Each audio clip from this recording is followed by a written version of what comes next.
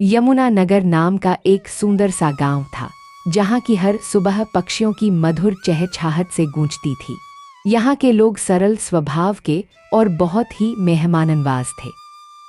इसी गांव में रहती थी शीला, जो अपने परिवार की मुखिया होने के बावजूद बहुत कड़क मिजाज रखती थी।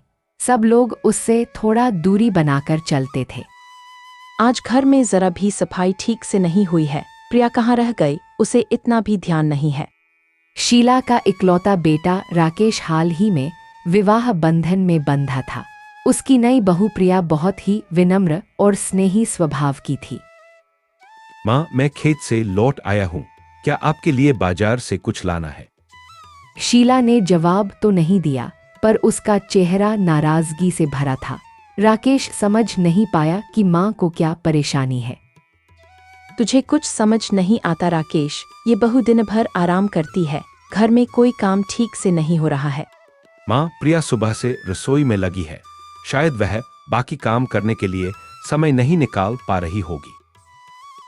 उसी समय प्रिया रसोई से बाहर आई और शीला के पास एक थाली रख दी, लेकिन शीला ने उसे घूर कर देखा और नाराजगी जाहिर की।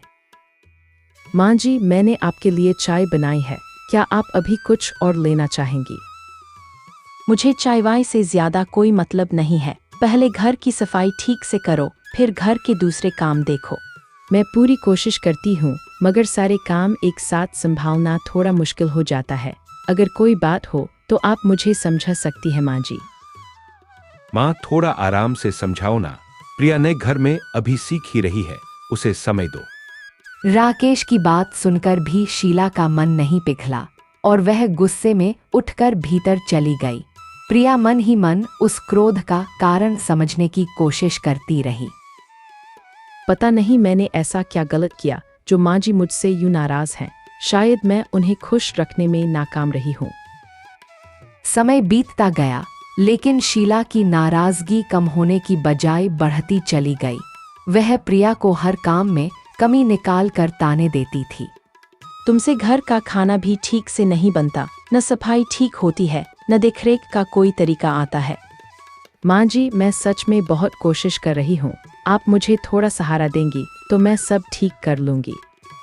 धीरे धीरे प्रिया का मन भी इन तानों से भर गया और उसने सास के कामों में रुचि लेनी बंद कर दी। अब वह अपनी सास से दूर दूर रहती थी। मैं क्यों उनके लिए परेशान हूँ जब उन्हें मेरी कोई परवाह ही नहीं है। शायद दूर रहना ही अब बेहतर होगा। शीला ने देखा कि बहू ने उसके कामों में हाथ बंटाना बंद कर दिया है। अब उसे अपनी जरूरतों के लिए भी खुद ही संघर्ष करना पड़ता था। सब मुझे छोड़कर क्यों चले जाते हैं? मैंने ऐसा क्या कर दिया कि मेरी बहू भी दूर हो गई? गांव के लोग भी इस दूरी को देखकर हैरान थे, लेकिन ज्यादातर का मानना था कि इसमें गलती शीला की ही है। पहले जब बहू प्यार से साथ रहती थी, तब भी शीला उसे ताने देती थी। किसी को मेरी पीड़ा क्यों नहीं दिखती? सबको यही लगता है कि मैं ही खलनायक हूँ। अपने मन में इतने दुख छुपाए रखना आसान नहीं है, लेकिन माँ जी से क्या कहूँ, वह तो मुझे समझना ही नहीं चाहती। कुछ ही दिनों बाद त्योहार का मौसम आने लगा और घर में सफाई की जरूरत महसूस हुई। प्रिया ने मन को समझाते हुए पूरा घर साफ करने का जिम्मा उठाया। मैं घर की सफाई कर लूंगी, क्योंकि त्योहार में कोई गंदगी नहीं रहनी चाहिए। माँ जी की नाराजगी अपनी जगह है, मगर घर तो हमारा ही है। सफाई करते करते प्रिया को एक पुरानी पेटी मिली, जिस पर जंग लगा हुआ ताला था। पेटी के भीतर से कागजों का बंडल दिखाई दे रहा था, जिसने उसका ध्यान खींच लिया। ये पुरानी पेटी यहाँ कहाँ से आई और इसके अंदर क्या हो सकता है? मुझे लगता है इसका ताल्लुक जरूर माँ जी के गुजरे वक्त से होगा। प्रिया ने ताला तोड़ना उचित नहीं समझा, पर उसे वहीं कोने में एक छोटी सी चाबी मिल गई। उस चाबी को ताले में घुमाते ही पेटी खुल गई और सारा रहस्य सामने आ गया। ये सारे पत्र किसी शख्स के नाम लिखे गए हैं।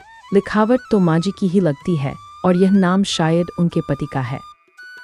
प्रिया ने एक पत्र उठाया और पढ़ना शुरू किया, जहां शीला ने अपने कठिन दिनों का जिक्र किया था। उसमें लिखा था कि कैसे कम पैसों में बच्चों का पालन पोषण करना पड़ा। हे भगवान, माँ जी ने कितना संघर्ष किया है। उन्होंने कभी अपनी तकलीफ का जिक्र तक नहीं किया और मैं उन्हें गलत समझती रही। पत्रों में यह भी पता चला कि शीला के पति अपने काम में इतने व्यस्त थे कि उन्हें घर की जरूरतों का ध्यान नहीं रहता था। शीला ने अकेले ही घर और बच्चों का भार उठाया था। अब मुझे समझ आ रहा है कि माँ जी का दिल इतना कठोर क्यों हो गया। वो सालों से दर्द सहती रही और उन्हें कोई साथ देने वाला नहीं मिला। प्रिया, तुम यहाँ क्या कर रही हो और ये पत्र कौन से हैं? किसकी इजाज़त से तुमने मेरी पुरानी पेटी खोली? माँ जी, मुझे माफ़ कर दीजिए। मैं सफाई कर रही थी और मुझे ये पत्र मिल गए, इसलिए मैंने पढ़ लिया। तुम्हें कोई हक नहीं था मेरी निजी चीज़ों को छूने का। अब तुम मेरे दिल का छुपा घाव भी सबको बता दोगी क्या? नहीं माँ जी, मैं ऐसा कुछ नहीं करूँगी। बस अब मैं समझ चुकी हूँ कि आपने कितना सहा है और मैं आपको बिल्कुल भी गलत नहीं समझूंगी। प्रिया की नम आंखों और भरे हुए मन को देखकर शीला थोड़ी शांत हो गई। उसे पहली बार एहसास हुआ कि बहू वाकई उसकी पीड़ा समझने लगी है। मैंने भी तुझे बहुत कष्ट दिए हैं प्रिया। अपने अतीत की तकलीफों ने मेरा स्वभाव कड़वा बना दिया, पर इसका दोष तेरा नहीं था। प्रिया ने शीला के हाथ पकड़ लिए और अपनी गलती के लिए माफी मांगी। उसने वादा किया कि अब वह अपनी सास का पूरा ख्याल रखेगी। माँ जी, मैं सचमुच आपकी बेटी जैसी हूँ। आइए हम दोनों एक नई शुरुआत करें और एक दूसरे के दुख और सुख बांटें। मैं भी तुझे अब कभी परेशान नहीं करूंगी। जिस प्रेम की कमी मैंने झेली है उसे अब तुझे महसूस नहीं होने दूंगी। दोनों सास और बहू ने एक दूसरे को गले लगाया और पहली बार उनके बीच का मनमुटाव सचमुच पिघलता हुआ महसूस हुआ। घर में एक नए सुकून का आगमन हुआ। मुझे बहुत खुशी है कि तुम दोनों ने अंततः एक दूसरे को समझा। इस घर को सच में इसी प्यार की जरूरत थी। गांव वालों को जब यह खबर मिली कि शीला और प्रिया में मेल मिलाप हो गया है तो सबने राहत की सांस ली। कई लोगों ने आकर उन्हें बधाई भी दी। मैंने जीवन में बहुत कटु अनुभव झेले हैं, लेकिन अब समझ गई हूँ कि प्यार और समझदारी ही हमें आगे बढ़ने में मदद करती है। माँ जी, मुझे भी आपके पिछले संघर्ष का अंदाजा नहीं था। आज से हम मिलकर घर और परिवार को खुशियों से भर देंगे। इस तरह सास और बहू के बीच की सभी गलतफहमियां दूर हो गईं और त्योहार का माहौल खुशनुमा हो उठा।